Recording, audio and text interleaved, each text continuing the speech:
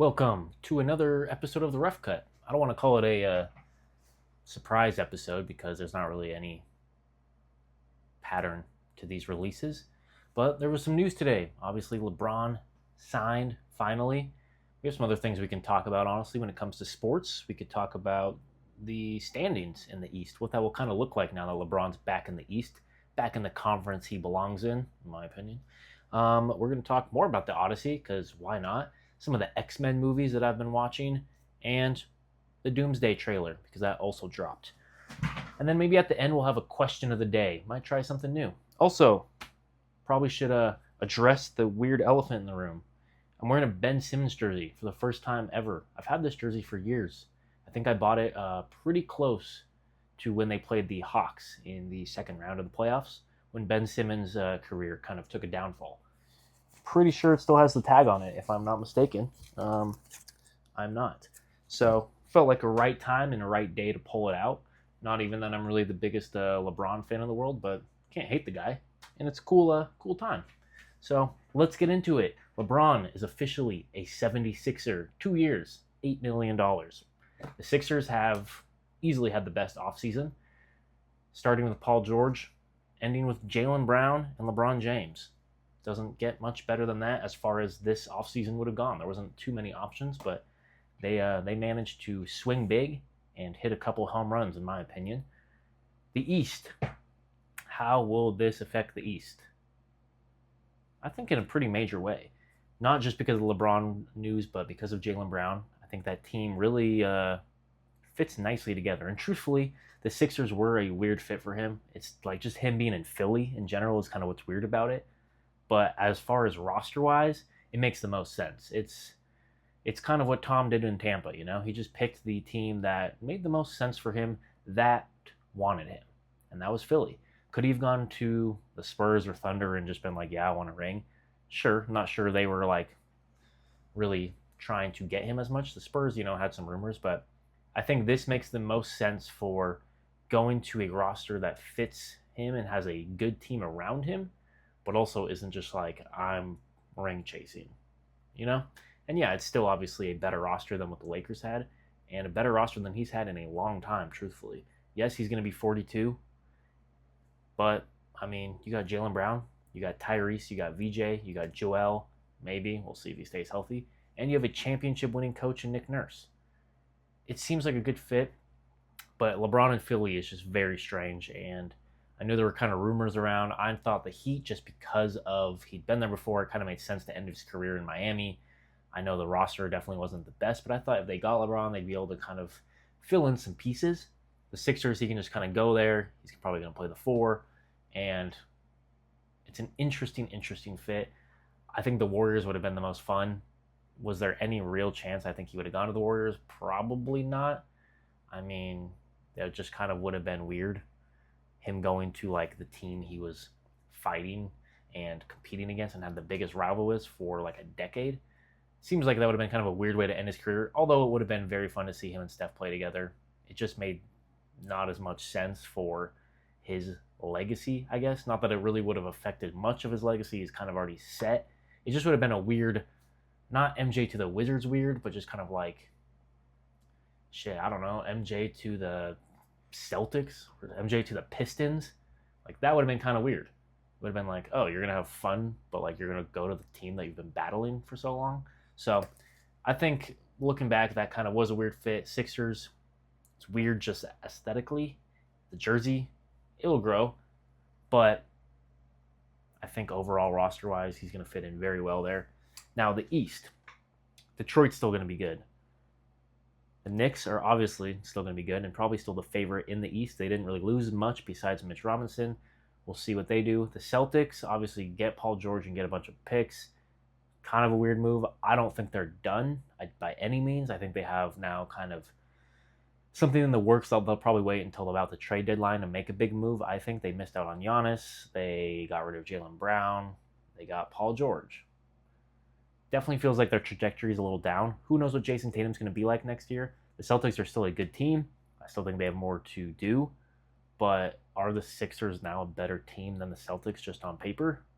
Probably. I mean, they beat them. They came back from 3-1 and beat them this year. And I know that was a weird Celtics year, and it was kind of like Jason Tatum came back in the middle of it, and they didn't run the team the same way.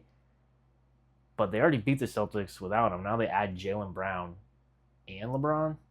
So I would say, yeah, they're better than the Celtics. I'm not going to put them over the Knicks just because I got to put some respect on the Knicks. You know, they just won a chip. They're bringing back pretty much everybody.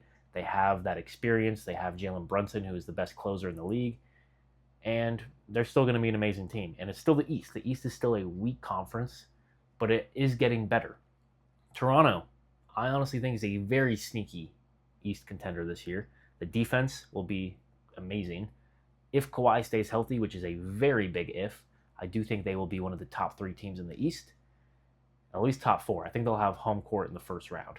Cleveland, I think, is going to be Cleveland still. They'll make the playoffs. They'll be disappointing. They probably will fire a coach halfway through the year. They signed Donovan Mitchell to a massive extension. What are you going to do with Harden?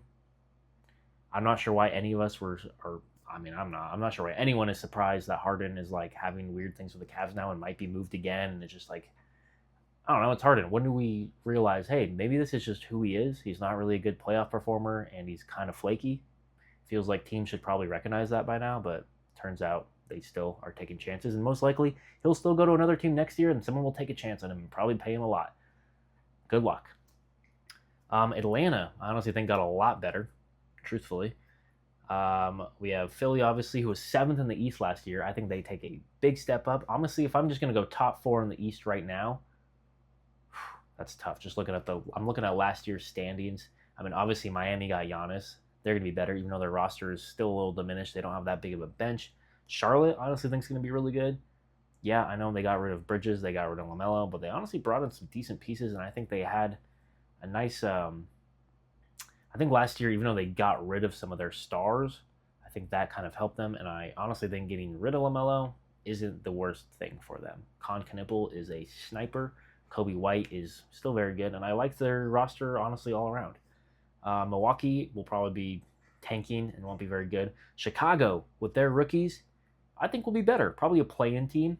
Brooklyn, Washington, honestly, could be a lot better. And then Indiana. Don't forget about Indiana, the East winner of 2 years ago, who tanked last year and got really unlucky not getting their top 5 pick. But they bring back Halliburton. They bring back just that roster pretty much in general.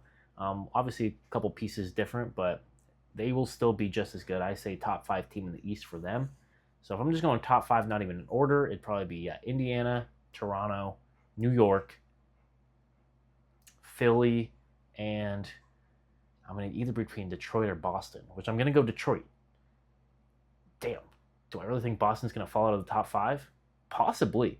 They will still be a playoff team. They'll still be Boston. They're still going to be good. Again, I think they have another move up their sleeve.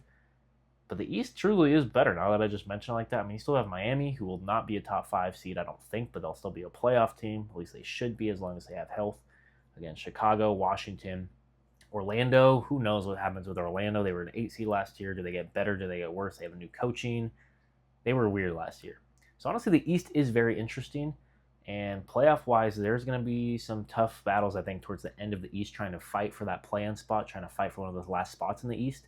I do think there's going to be some interesting games down the stretch of that conference there. So, big move for the league. I like what LeBron did. I think him as a Sixer just makes the league a little more interesting, makes the East a little more interesting.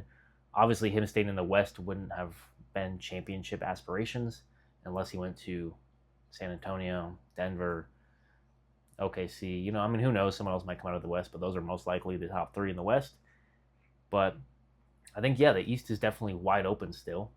It definitely gives him the best chance to get another ring, which LeBron at 42 getting a ring, would he be the best player on that team? No, but he definitely is going to contribute in many meaningful ways.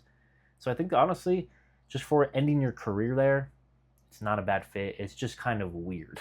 It's LeBron in Philly, But overall, pretty cool. That's about it for the basketball. That's the biggest news of the offseason so far. We'll see how the dominoes fall now. Where's Harden going to go? We'll see kind of what happens with the rest. What happens with Bronny? Is Bronny going to join him? Who knows? I don't know. moving on to some movies. Let's talk about the Doomsday trailer. As you can see, if you can, pretty big Marvel fan, but I will be honest, I'm a little nervous about Doomsday. Not even just Doomsday, actually. I'm just nervous about Marvel. The next two projects, Spider-Man: Brand New Day and Doomsday, should be two of the best Marvel movies we've had in a long time, and that's what's kind of scary, is they should be. The expectations are high. Spider-Man is still Spider-Man. You're never really going to go wrong with a Spider-Man. How is it going to lead into Doomsday? How are they going to, I don't know, how are they going to evolve Spider-Man's character? Is he going to be in Doomsday? Is he going to lose some other, like, I don't know. There's just a lot of questions that I'm not sure what the answers are, and I really hope they are the right answers. Doomsday, obviously, bring the Russo brothers back. You bring RDJ back as a different character. How much are they going to show him? I don't know. I think that's a very big question. Obviously, in the trailer, they're not going to show him, but they announced him as the actor for that character. So I assume at some point they're going to show his face, and it's going to be a whole thing of like, hey, I know you. But they honestly could keep him masked the entire time. I don't really know why they would do that for the point of announcing him as the actor, other than just to get hype around the movie, which could be a good marketing scheme. But I don't know. I think it will be good. I'm excited for it. Honestly, I'm very excited for all the combos. I'm watching the X-Men movies right now, and those just are great movies, but they're also different than like the MCU type of movie. So bringing them into the MCU, obviously they're a little raunchier, they're a little more violent. They are just kind of a different class of hero. I don't even know if you really call them here. They are heroes, but like they're, I don't know, they're mutants. They're X-Men. They're different than just what the MCU is regularly. And now they're clashing those characters. And it's the first time bringing the X-Men into the MCU. And I just hope they do it right. I hope they do it justice. I hope it will be fun. I do hope it will be fun. I think it will be, but I'm a little scared. That's it. Because after Endgame, it's been downhill. It has been downhill. And I think every Marvel fan can admit that. Have there been some good movies here and there? Have there been some good shows here and there? Absolutely. But the big movies have not been hitting as much as the Infinity Saga was. And we will see what happens with Doomsday. I mean, any Avengers movie should be good. I think it will do very well at the box office. It will do well at the ratings. We will see. I have high hopes. I'm just scared because I have high hopes. Spider-Man's next week. We'll see how that kind of leads into how that goes. That one I'm very excited for just because Spider-Man is my favorite. How could you mess up Spider-Man? I don't know. I'm excited for that. But that's Doomsday. I also recommend watching X-Men. If anyone has not seen that series and you are planning on watching Doomsday, if you're just wanting to watch movies that are superhero movies that aren't necessarily just Marvel movies, that aren't MCU movies, watch the X-Men. They're amazing movies. Not all of them are amazing, but there are some very good movies in there. Crazy cool characters. Different type of superhero movies, really, than any other franchises. So I would recommend watching those. And you know, it's summertime. It's summer movies. The Odyssey is doing very well. I will be seeing it again in IMAX. And IMAX is honestly bringing the theaters back in a way, I think. I think just having movies where it's like you need to see this in IMAX is kind of that event type of, I don't know, that event type of event that we need to watch, that we need to tune into things. People like events. The only way people watch live TV really anymore is for live events. It's for sporting events. It's for reality shows, even though they don't really watch that live. That's kind of a bad example. Not really sure why I said that. But yeah, sports. Sports are live and they're an event. The World Cup was an event. People tuned in for that. People want to go and watch this movie because it's an amazing movie. It's Nolan's best movie. I walked out of the theater. The first thing I said was, that is my favorite Nolan movie, and it might be recency bias. And now that it's been long enough, I am confidently saying that is Nolan's best movie. I think it's the peak of what Nolan will be, which is sad in a way, I guess, because maybe it gets worse from here, but obviously the way up, he was still making classics and amazing movies. So it's not like it's going to get bad for Nolan. I just think this is about the peak of what he's going to do, which is incredible. And then having it in IMAX and having that kind of be an event you need to go see, like you can watch it in the regular format, but clearly the IMAX, you're missing some things. You're missing the impact of the sound, of the screen, of the picture. And I think just seeing it in IMAX, you need to do that to do it justice.